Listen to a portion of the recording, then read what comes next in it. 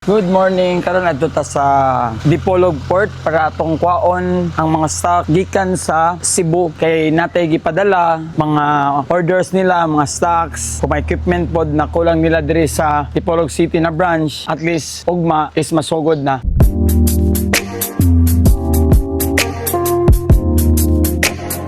By the way, I'm Jobber Batayte, almost 10 years na negosyo. And karon nagtrabaho ta sa first franchisee nato outside sa Cebu, mao ang Dipolog City, mao nang nata diri karon. Let's go.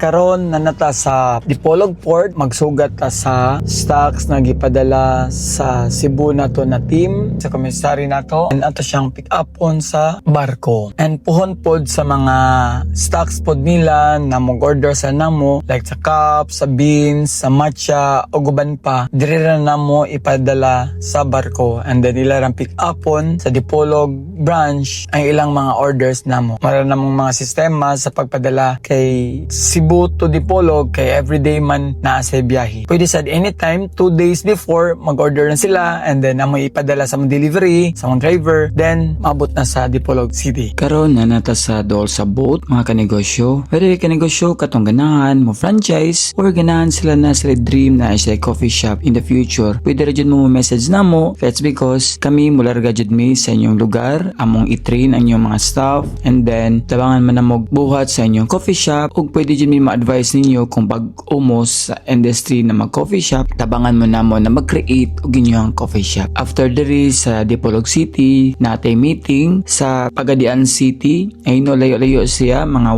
125 kilometers, but atong goal jud is masakop na to ang tibuok lugar sa Pilipinas na natay branch. And mga kanegosyo, katong ganahan og willing na mo franchise is message lang mo namo sa mong page, personal sa kuha, kay buhaton ta mo og inyong coffee shop business. Kay goal na to have 100 stores all over Philippines or outside Philippines.